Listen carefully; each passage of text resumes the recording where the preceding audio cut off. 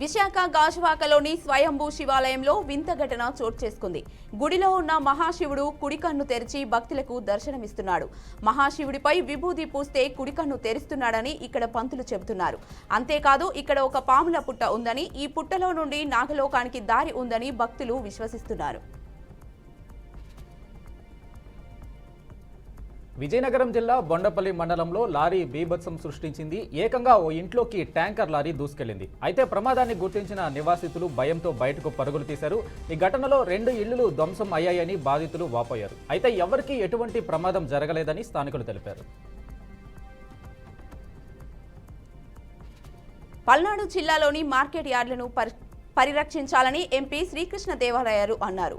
కేంద్ర ప్రభుత్వం నుండి వచ్చే అన్ని పథకాలు గత ప్రభుత్వం విస్మరించిందని, ఇప్పుడున్న మార్కెట్ యార్డ్ కమిటీ సభ్యులు కేంద్ర ప్రభుత్వ పథకాలు రైతులందరికీ అందేలా చూడాలని ఎంపీ సూచించారు.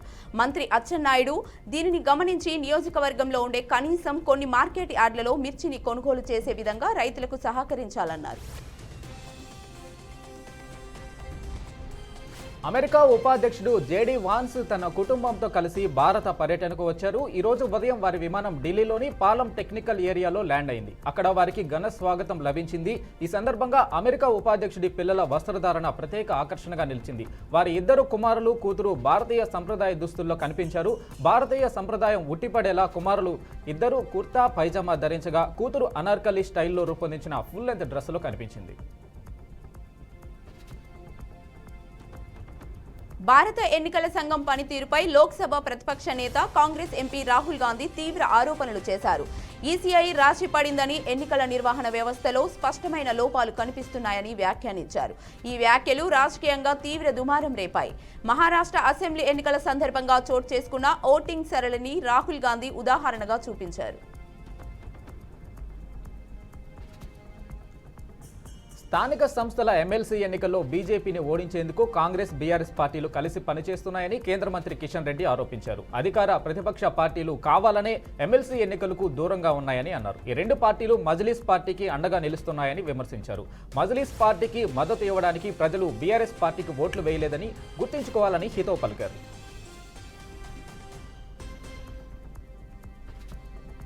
నిజామాబాద్ జిల్లాలో నిర్వహించిన రైతు మహోత్సవంలో స్వల్ప ప్రమాదం జరిగింది. కార్యక్రమానికి హాజరయ్యేందుకు మంత్రులు తుమ్మల నాగేశ్వరరావు, ఉత్తమ్ కుమార్ హెలికాప్టర్లో వచ్చారు. ల్యాండింగ్ సమయంలో వీచిన గాలికి స్వాగత వేదిక కుప్పకూలింది. దీంతో అక్కడే ఉన్న పోలీసులకు స్వల్ప గాయాలయ్యాయి. బాధితులను స్థానిక ఆసుపత్రికి తరలించినట్లు అధికారులు తెలిపారు. తిరుమల శ్రీవారిని పలువురు ప్రముఖులు దర్శించుకున్నారు. ఇవాళ నైవేద్య విరామ సమయంలో టీటీడీ మాజీ జేఈఓ శ్రీనివాసరాజు, మాజీ భారత సుప్రీంకోర్టు ప్రధాన న్యాయమూర్తి justice NV Ramana, music director SS Thaman, hero Ashwin బాబుతో సహా పలువురు ఆ దేవదేవుడిని దర్శించుకున్నారు. స్వామివారి దర్శనం అనంతరం రంగనాయక మండపంలో వేద పండితులు ఆశీర్వచనంతో పాటు తీర్థ ప్రసాదాలు అందజేశారు. అల్లూరి సీతారామరాజు జిల్లా అరకులోయ నియోజకవర్గంలో 5 కోట్లతో నిర్మించిన అభివృద్ధి కార్యక్రమాలకు మంత్రి గుమ్మడి సంధ్యారాణి శంకుస్థాపన చేశారు. కూటమి ప్రభుత్వ హయాంలో సంక్షేమ పథకాలు శరవేగంగా అమలవుతున్నాయని ఈ సందర్భంగా మంత్రి చెప్పుకొచ్చారు. మంత్రి లోకేష్ నేతృత్వంలో విద్యా వ్యవస్థలో పెను మార్పులు వచ్చాయని, విద్యార్థుల కళ్లలో ఆనందం స్పష్టంగా కనిపిస్తోందన్నారు. అలాగే వైసీపీ హయాంలో అభివృద్ధి అన్ని రంగాల్లో కుంటపడిందని మండిపడ్డారు. బటన్ నొక్కడానికే వైసీపీ పాలన పరిమితమైందని ఎద్దేవా చేశారు.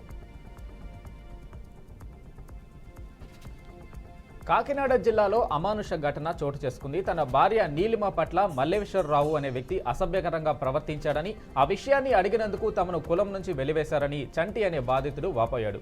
అంతేకాకుండా గుడిలోకి కూడా వెళ్లనివ్వడం లేదని ఆవేదన వ్యక్తం చేశారు. ఇక ఇదే విషయం పట్ల పోలీస్ స్టేషన్లో ఆయన ఫిర్యాదు చేసినట్లు తెలిపారు.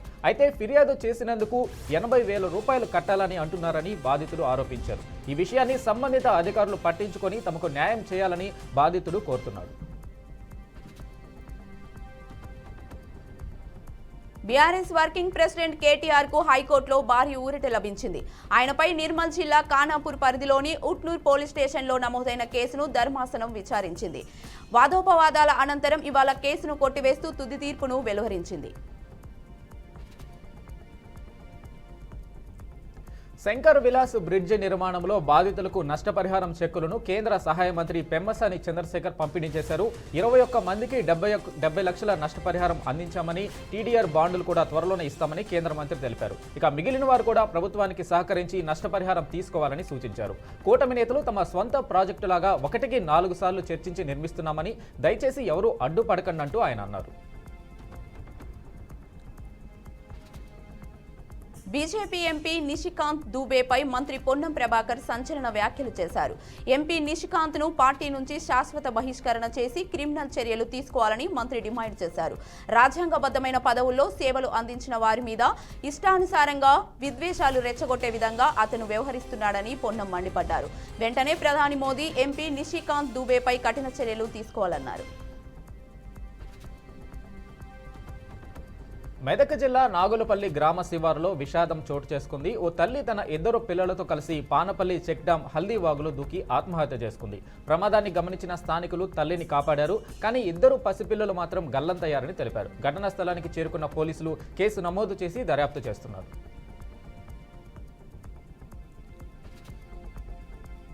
వైసీపీ నేత గన్నవరం మాజీ ఎమ్మెల్యే వల్లభనేని వంశీకి మరోసారి షాక్ తగిలింది.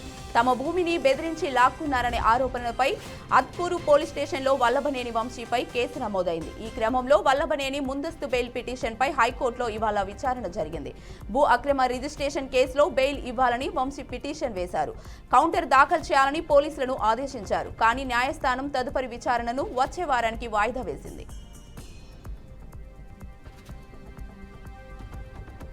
రాష్ట్రపతికి మాండమస్ రిట్ జారీ చేయాలని ఆదేశాలు ఇవ్వాలా అని సుప్రీంకోర్టు సంచలన వ్యాఖ్యలు చేసింది. వక్ఫ్ చట్టానికి వ్యతిరేకంగా పశ్చిమ బెంగాల్లో హింస చెలరేగింది. దీంతో అక్కడ రాష్ట్రపతి పాలన విధించాలని, పారామిలిటరీ దళాలను మోహరించాలని కోరుతూ న్యాయవాది విష్ణు శంకర్ జైన్ సుప్రీంకోర్టుని ఆశ్రయించారు. ఈ పిటిషన్ విచారణ చేపట్టిన justice B R, justice Augustine George మసీహులతో కూడిన ధర్మాసనం కీలక వ్యాఖ్యలు చేసింది. బెంగాల్లో రాష్ట్రపతి పాలన విధించాలని ఆదేశించాలా, ఇందుకోసం రాష్ట్రపతికి మాండమస్ రిట్ జారీ చేయాలని ఆదేశాలు ఇవ్వాలని మీరు కోరుకుంటున్నారా అని పిటిషనర్తో కోర్టు పేర్కొంది. ఇక ఈ కేసులో ఆదేశాలు జారీ చేసేందుకు సుప్రీంకోర్టు నిరాకరించింది. భూభారతి చట్టం ద్వారా భూ సమస్యలు అన్ని పరిష్కారం అవుతాయని మంత్రి పొంగులేటి శ్రీనివాసరెడ్డి అన్నారు. ధరణి పోర్టల్ వలన అన్ని వర్గాల ప్రజలు ఇబ్బందులు ఎదుర్కొన్నారని ఆయన తెలిపారు. ధరణి పోర్టల్ సమయంలో సమస్యల కోసం ప్రభుత్వ కార్యాలయాల చుట్టూ తిరగాల్సిన పరిస్థితి ఉండేదని ఆయన మండిపడ్డారు. రైతన్నల ఆవేదన కాంగ్రెస్ ప్రభుత్వానికి తెలుసునన్నారు. అందుకే భూభారతి చట్టాన్ని తెచ్చామని మంత్రి పేర్కొన్నారు. కాంగ్రెస్ ఎంపీ చామల కిరణ్ కుమార్ రెడ్డి సంచలన వ్యాఖ్యలు చేశారు. రజతోత్సవ వేడుకలు టీఆర్ఎస్ కు చేస్తున్నారా లేక బీఆర్ఎస్ కు చేస్తున్నారా అంటూ బీఆర్ఎస్ వర్కింగ్ ప్రెసిడెంట్ కేటీఆర్ ను సూటిగా ప్రశ్నించారు. 2001లో పుట్టిన టీఆర్ఎస్ తర్వాత బీఆర్ఎస్ గా మారిందని గుర్తు చేశారు. తెలంగాణ రాష్ట్రాన్ని దోచుకున్న తర్వాత దేశాన్ని దోచుకునే ఆలోచనతో టీఆర్ఎస్ ను బీఆర్ఎస్ గా మార్చారని సంచలన వ్యాఖ్యలు చేశారు. మాజీ ప్రభుత్వ సలహాదారు చెన్నమనేని రమేష్ కు తెలంగాణ హైకోర్టు బిగ్ షాక్ ఇచ్చింది. చెన్నమనేని రమేష్ భారత పౌరుడు కాదని జర్మన్ పౌరుడు అని తెలంగాణ హైకోర్టు తేల్చి చెప్పింది. చెన్నమనేని రమేష్ పౌరసత్వంపై హైకోర్టులో ప్రభుత్వ విప్ ఆది శ్రీనివాస్ పిటిషన్ దాఖలు చేశారు. ఈ మేరకు విచారణ జరిపిన హైకోర్టు రమేష్ భారత పౌరుడు కాదని జర్మన్ పౌరుడు అని తెలంగాణ హైకోర్టు చెప్పింది. తప్పుడు పత్రాలతో అధికారులు న్యాయస్థానాలను 15 ఏళ్ల పాటు తప్పుదోవ పట్టించారని హైకోర్టు ఆగ్రహం వ్యక్తం చేసింది. ఈ మేరకు చెన్నమనేని భారత పౌరసత్వాన్ని రద్దు చేస్తూ కేంద్రం తీసుకున్న నిర్ణయాన్ని హైకోర్టు సమర్థించింది. ప్రభుత్వ అధికారులు తనకు పెన్షన్ ఇవ్వడం లేదని కాకినాడ జిల్లాకు చెందిన ఓ వ్యక్తి ఆందోళన చేపట్టాడు. కరెంటు స్తంభం మీద నుంచి పడిపోయి 13 సంవత్సరాలుగా మంచానికి పరిమితమయ్యి ఇబ్బంది పడుతున్నారని బాధితుడు సత్యనారాయణ వాపోయాడు. ఇప్పటి వరకు కలెక్టర్కి 7 సార్లు ఫిర్యాదు చేశారని అయినా కూడా పట్టించుకోవడం లేదని అతడు మండిపడ్డాడు. తనకు వెంటనే పెన్షన్ మంజూరు చేయాలని, లేదంటే కారుణ్య మరణానికి అనుమతి ఇవ్వాలని బాధితుడు కలెక్టర్ ముందు ఆవేదన వ్యక్తం చేశాడు. తెలంగాణ ముఖ్యమంత్రి రేవంత్ రెడ్డికి ఏఐసీసీ అగ్రనేత రాహుల్ గాంధీ లేఖ రాశారు. రాష్ట్రంలో యువత హత్యలను నిరోధించేందుకు రోహిత్ వేముల చట్టాన్ని తీసుకురావాలని ఈ లేఖలో కోరారు. ఇలాంటి ఆత్మహత్యలను నివారించాల్సిన అవసరం ఉందని ఆయన పేర్కొన్నారు. తెలంగాణలో యువత హత్యలను ఆపేందుకు ఈ కొత్త చట్టాన్ని తీసుకురావాలని ఆయన సూచించారు. రాష్ట్ర ఆర్థిక పరిస్థితి అందరూ తెలుసుకోవాలని మంత్రి జూపల్లి కృష్ణారావు కోరారు. కేసీఆర్ ప్రభుత్వం 8 లక్షల కోట్ల అప్పు చేసిందని, ఆ అప్పులకు వడ్డీలు కడుతున్నామని ఆయన అన్నారు. అయినా కూడా సంక్షేమ పథకాలను ప్రజలకు అందిస్తున్నామని మంత్రి చెప్పుకొచ్చారు. కానీ కావాలనే ప్రతిపక్ష నాయకులు తమపై బురద చల్లుతున్నారని ఆయన ఆరోపించారు. ఇప్పటికైనా కాంగ్రెస్ ప్రభుత్వంపై ఎడవండం మాని ప్రజలకు పనికొచ్చే పని చేయాలంటూ ఆయన ఎద్దేవా చేశారు. అకాల వర్షాలతో రైతులు పంట నష్టపోవడం బాధాకరమని కేంద్ర మంత్రి కిషన్ రెడ్డి అన్నారు. పంట నష్టంపై ప్రభుత్వం వెంటనే అంచనా వేసి ఆదుకోవాలని ఆయన డిమాండ్ చేశారు. రైతుల కోసం కేంద్రం పంట బీమా తీసుకొచ్చిందని, కాంగ్రెస్ గత బీఆర్ఎస్ ప్రభుత్వాలు అమలు చేయలేదంటూ ఆయన ఆరోపించారు. ప్రీమియం తాము కడుతున్నామన్నా కాంగ్రెస్ పట్టించుకోలేదని కిషన్ రెడ్డి ఆగ్రహం వ్యక్తం చేశారు. ఇప్పటికైనా ఫసల్ బీమా అమలు చేయాలంటూ కేంద్ర మంత్రి సూచించారు. మావోయిస్టులకు మరో భారీ ఎదురుదెబ్బ తగిలింది. జార్ఖండ్లోని బొకారో జిల్లా లాల్పానియా ప్రాంతంలోని లుగు కొండల్లో భారీ ఎన్కౌంటర్ జరిగింది. సిఆర్పీఎఫ్తో కలిసి రాష్ట్ర పోలీసులు నిర్వహించిన సంయుక్త ఆపరేషన్లో 8 మంది మావోయిస్టులు హతమయ్యారు. కాల్పులు ఇంకా కొనసాగుతున్నట్లు అధికారులు తెలిపారు. కోరి తెచ్చుకున్న తెలంగాణ రాష్ట్రంలో కొద్ది మందికే ఉద్యోగాలు దొరికాయని డిప్యూటీ సీఎం బట్టి విక్రమార్క అన్నారు. గత 10 సంవత్సరాల్లో నిరుద్యోగులు ఉద్యోగాల ఫలితాలు సాధించలేకపోయారని ఆయన మండిపడ్డారు. 5,000 మంది యువతకు ఉపాధి కల్పించేందుకు హైదరాబాద్లో మరో నాలెడ్జ్ సిటీ ఏర్పాటు చేస్తున్నామని బట్టి తెలిపారు. ప్రతి ఆలోచన మంచిదైతే మంచి ఫలితాలు సాధిస్తారని, యువత మత్తు పదార్థాలు, సంఘ విద్రోహ శక్తులకు దూరంగా ఉండాలని ఆయన సూచించారు. కేంద్ర ప్రభుత్వం తీసుకువచ్చిన వక్ఫ్ సవరణ చట్టాన్ని వ్యతిరేకిస్తూ ముస్లింలు చేపట్టిన ర్యాలీకి హాజరైన మాజీ మంత్రి విడుదల రజనీకి చేదు అనుభవం ఎదురైంది. తమ ర్యాలీని రాజకీయం చేయొద్దని, అక్కడి నుంచి వెళ్లిపోవాలని ముస్లింలు కోరడంతో చేసేదేమీ లేక రజనీ వెనుదిరిగింది. పల్నాడు జిల్లా చిలకలూరుపేటలో ఈ ఘటన చోటు చేసుకుంది. మంత్రి నిమ్మల రామానాయుడు గత ప్రభుత్వ పాలనపై తీవ్ర విమర్శలు చేశారు. గత వైసీపీ ప్రభుత్వ హయాంలో పంట కాల్వలు, డ్రైన్ల పనులకు రూపాయి కూడా ఖర్చు పెట్టలేదని ఆరోపించారు. ఇక గుండ్లకమ్మ అన్నమయ్య ప్రాజెక్టు గేట్లు కొట్టుకుపోయినా వైసీపీ ప్రభుత్వం పట్టించుకోలేదని తీవ్ర స్థాయిలో మండిపడ్డారు. గత ప్రభుత్వ పాలనతో రాష్ట్రం ఆర్థికంగా నష్టపోయిందని అన్నారు. కూటమి ప్రభుత్వం రాష్ట్ర అభివృద్ధిపై ప్రత్యేక దృష్టి పెట్టిందని అన్నారు. సీఎం చంద్రబాబు పరిపాలన దక్షతను ఆర్థిక సంఘం ప్రతినిధులు ప్రశంసించారని మంత్రి నిమ్మల తెలిపారు. బాలీవుడ్ స్టార్ జంట ఐశ్వర్య రాయ్ బచ్చన్, అభిషేక్ బచ్చన్ విడాకులు తీసుకోబోతున్నారంటూ గత కొంతకాలంగా వార్తలు హల్చల్ చేస్తున్నాయి. ఈ వార్తలపై ఇద్దరు ఎప్పుడూ బహిరంగంగా స్పందించలేదు. తాజాగా విడాకుల వార్తలకు ఐశ్వర్య రాయ్ బచ్చన్ చెక్ పెట్టింది. తమ 18వ వివాహ వార్షికోత్సవం సందర్భంగా భర్త అభిషేక్ బచ్చన్, కుమార్తె ఆరాధ్యతో కలిసి ఉన్న ఫోటోను ఐశ్వర్య షేర్ చేశారు. దీనికి వైట్ హార్ట్ ఎమోజీని జత చేశారు.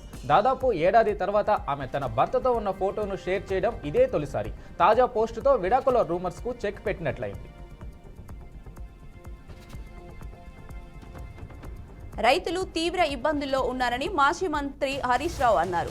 ప్రకృతి వల్ల కొంత పంట నష్టం జరిగితే ప్రభుత్వ నిర్లక్ష్యంతో మరికొంత నష్టం జరుగుతోందని మండిపడ్డారు. రైతుల సమస్యలు పట్టించుకోకుండా మంత్రులు హెలికాప్టర్లో తిరుగుతున్నారంటూ హరీష్ రావు విమర్శించారు. కనీసం పంట నష్టం అంచనా వేయకపోవడం దుర్మార్గమని ఆయన పేర్కొన్నారు. రాబోయే 1000 సంవత్సరాలు భవిష్యత్తును నిర్ణయిస్తాయని భారత ప్రధాని మోడీ అన్నారు. యువత, రైతులు, మహిళల కలలు నిజమవుతున్నాయని ఆయన పేర్కొన్నారు. కలలు నెరవేర్చడానికి అసాధారణ వేగం అవసరం అంటూ ఆయన చెప్పుకొచ్చారు. 10 ఏళ్లలో దేశం ఎంతో మార్పు చెందిందని మోడీ తెలియజేశారు. సివిల్ సర్వీసెస్ డే కార్యక్రమంలో పాల్గొన్న అనంతరం ఆయన ఈ వ్యాఖ్యలు చేశారు. బాలీవుడ్ హీరో అభినవ్ శుక్లాకు సోషల్ మీడియా వేదికగా హత్య బెదిరింపులు వచ్చాయి. ఈ విషయాన్ని స్వయంగా ఆయనే తెలియజేశారు. తనకు రక్షణ కల్పించాలంటూ పోలీసులకు విజ్ఞప్తి చేశారు. ఈ సందర్భంగా తనకు హత్య బెదిరింపులు పంపిన అనుమానిత వ్యక్తి వివరాలను ఎక్స్ పోస్ట్లో అభినవ్ షేర్ చేస్తూ పంజాబ్, చండీగఢ్ పోలీసులకు ట్యాగ్ చేశారు. పార్వతీపురం మన్యం జిల్లా కురుపాం సంతకోనేరు చెరువులో చేపలు మృత్యువాత పడ్డాయి. 1,20,000 రూపాయల పెట్టుబడితో చేప పిల్లలను మత్స్యకారులు వేశారని తెలిపారు. మత్స్య సంపద చేతికి అందే సమయానికి చేపలు మృత్యువాత పడడంతో రైతులు లబోదిబ్బమంటున్నారు. డ్రైనేజీ నీరు చెరువులో కలిసిపోవడంతో నీరు కలుషితమై చేపలు చనిపోతున్నాయని తెలిపారు. అధికారులు స్పందించి నష్టపరిహారం అందించి తమను ఆదుకోవాలని రైతులు కోరుతున్నారు. పల్నాడు జిల్లాలో దారుణం చోటు చేసుకుంది. సత్తెనపల్లి మండలం కంటెపూడిలో వివాహిత శిరీష అనుమానాస్పదంగా మృతి చెందింది. భర్త వేమయ్య గొంతు నులిమి చంపాడని బంధువులు ఆరోపించారు. దీంతో కాలనీలో మృతురాలి బంధువులు భారీగా మోహరించి ఆందోళన చేపట్టారు. సమాచారం అందుకున్న పోలీసులు ఘటనా స్థలానికి చేరుకొని కేసు దర్యాప్తు చేస్తున్నారు. బూటకపు హామీలతో కాంగ్రెస్ అధికారంలోకి వచ్చిందని ఎమ్మెల్సీ కల్వకుంట్ల కవిత ఆరోపించారు. కాంగ్రెస్ పార్టీ నుండి తెలంగాణ రాష్ట్రాన్ని కాపాడుకోవాల్సిన బాధ్యత ప్రతి బీఆర్ఎస్ కార్యకర్తపై ఉందన్నారు. ఉద్యమకారులది బీఆర్ఎస్ పార్టీది రక్త సంబంధం అన్నారు. ఉద్యమకారులు లేకపోతే తెలంగాణ ఆవిర్భవించేదే కాదన్నారు. తెలంగాణ రాష్ట్రం ఏర్పడిన తర్వాత జరిగిన ఎన్నికలలో ఉమ్మడి ఖమ్మం జిల్లా ప్రజలు బీఆర్ఎస్ను ఆదరించకపోయినా కేసీఆర్ జిల్లాలో 3 లక్షల ఎకరాలకు సాగునీరు అందించారని గుర్తు చేశారు. తెలంగాణ రాష్ట్ర మందుబాబులకు బిగ్ షాక్ తగిలింది. హైదరాబాద్ మహానగరంలో ఏకంగా 3 రోజుల పాటు మద్యం దుకాణాలు మూతపడనున్నాయి. ఈ నెల 23వ తేదీన హైదరాబాద్ స్థానిక సంస్థల ఎమ్మెల్సీ ఎన్నికలు ఉన్నాయి. దీంతో హైదరాబాద్ నగరంలో కోడ్ అమల్లోకి వచ్చింది. ఇలాంటి నేపథ్యంలో ఇవాల్టి నుంచి 3 రోజుల పాటు అంటే ఏప్రిల్ 23వ తేదీ వరకు మద్యం దుకాణాలు మూతపడతాయి. ఇవాళ సాయంత్రం 4 గంటల నుంచి ఈ బంద్ కొనసాగుతుందని అధికారులు తెలిపారు. హైదరాబాద్ ఎమ్మెల్సీ ఎన్నికపై బీఆర్ఎస్ కాంగ్రెస్ వ్యవహరిస్తున్న తీరుపై బీజేపీ ఎంపీ లక్ష్మణ్ తీవ్ర ఆరోపణలు చేశారు. ఎంఐఎంతో బీఆర్ఎస్ కాంగ్రెస్ పార్టీలు లాలూచీ పడ్డాయన్నారు. అన్ని పార్టీలు ఏకమై బీజేపీని దెబ్బకొట్టాలని చూస్తున్నారని ఫైర్ అయ్యారు. హైదరాబాద్ ఎమ్మెల్సీ ఎన్నికల్లో ఎంఐఎంను గెలిపించాలని కంకణం కట్టుకున్నారని ధ్వజమెత్తారు. కానీ తెలంగాణలో బీజేపీ తిరుగులేని శక్తిగా ఎదుగుతుందని అన్నారు.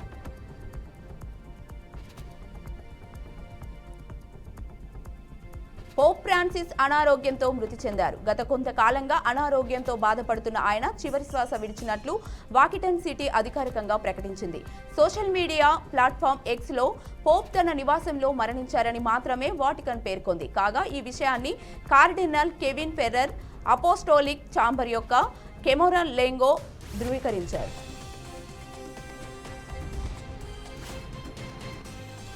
తిరుమలలో భక్తుల రద్దీ కొనసాగుతుంది. 7 కంపార్ట్మెంట్లలో భక్తులు వేచి ఉన్నట్లు టీటీడీ అధికారులు తెలిపారు. అలాగే శ్రీవారి సర్వదర్శనానికి 12 గంటల సమయం పడుతుందన్నారు.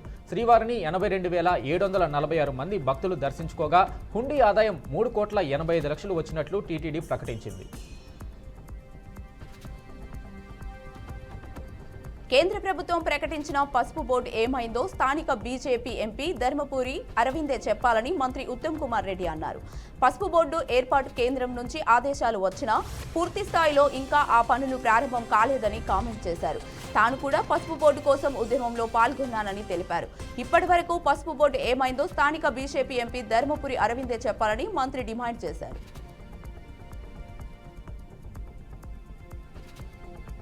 పోప్ ఫ్రాన్సిస్ మరణం పట్ల ప్రపంచవ్యాప్తంగా ఉన్న ప్రముఖులు సంతాపం తెలుపుతున్నారు. ఇందులో భాగంగా భారత ప్రధాని నరేంద్ర మోడీ పోప్ ఫ్రాన్సిస్ మృతిపై దిగ్భ్రాంతి వ్యక్తం చేశారు. పవిత్ర పోప్ ఫ్రాన్సిస్ మరణం తీవ్ర బాధ కలిగించిందన్నారు. ఈ విషాద సమయంలో ప్రపంచ కేథలిక్ సమాజానికి నా హృదయపూర్వక సంతాపం తెలియజేస్తున్నానని మోడీ అన్నారు. ఉమ్మడి నెల్లూరు జిల్లా గూడూరు సమీపంలోని జాతీయ రహదారిపై రోడ్డు ప్రమాదం చోటు చేసుకుంది. ఆగి ఉన్న లారీని వెనుక నుండి వచ్చిన మరో లారీ ఢీకొట్టింది. దీంతో వెనుక నుండి వచ్చిన డ్రైవర్ క్యాబిన్లో ఇరుక్కుపోవడంతో సంఘటన స్థలానికి చేరుకున్న ఎస్ఐ మనోజ్ కుమార్ డ్రైవర్ని బయటకు తీశారు. అనంతరం గూడూరు గవర్నమెంట్ హాస్పిటల్కి తరలించినట్లు తెలిపారు. నాగర్ కర్నూలు జిల్లా అచ్చంపేట ఉప్పునొంతుల మండలాల్లో ఉరుములు మెరుపులతో కూడిన గాలి వాన కురిసింది. ఈ వానకు విద్యుత్ స్తంభాలు నేలమట్టమయ్యాయి. చేతికి అంది వచ్చిన వరి పంట వడగళ్ల వానకు దెబ్బతిన్నాయని రైతులు ఆవేదన వ్యక్తం చేశారు. దెబ్బతిన్న పంటలకు నష్టపరిహారం చెల్లించాలని రైతులు ప్రభుత్వాన్ని కోరారు. మెదక్ జిల్లాలో ఘోర రోడ్డు ప్రమాదం చోటు చేసుకుంది. అతివేగంగా వెళ్తున్న 2 కార్లు ఒకదానికొకటి బలంగా ఢీకొన్నాయి. ఈ ప్రమాదంలో 2 కార్లలో ఉన్న 3 అక్కడికక్కడే మృతి చెందారు. కౌడిపల్లి మండలం వెంకట్రావుపేట గేట్ వద్ద ఈ ఘటన చోటు చేసుకుంది. సమాచారం అందుకున్న పోలీసులు కేసు నమోదు చేసి బాడీలను పోస్టుమార్టంకు తరలించారు. నీటి సంపులో పడి వివాహిత అనుమానాస్పద మృతి చెందిన ఘటన యాదాద్రి భువనగిరి జిల్లాలో చోటు చేసుకుంది. మృతురాలు పుట్టపాక గ్రామానికి చెందిన జంజనం నాగమణిగా గుర్తించారు. ఆత్మహత్యకు గల కారణాలు తెలియాల్సి ఉండగా కేసు నమోదు చేసుకున్న పోలీసులు దర్యాప్తు చేస్తున్నారు. నంద్యాల జిల్లా ఆత్మకూరు ఆటవీ డివిజన్ కార్యాలయంలో ఓ రిటైర్డ్ ఉద్యోగి చేతివాటం చూపించారు. ఆత్మకూరు డిప్యూటీ డైరెక్టర్ కార్యాలయంలో ఏవోగా పనిచేసి ఇటీవలే పదవి విరమణ పొందిన చాంద్ బాషా 20 లక్షల రూపాయలు కాజేశారు. ఎన్విరాన్మెంట్ మెయింటెనెన్స్ చెక్ పోస్టు నిధులను కాజేసినట్లు డిప్యూటీ డైరెక్టర్ సాయిబాబా ఫిర్యాదు చేశారు.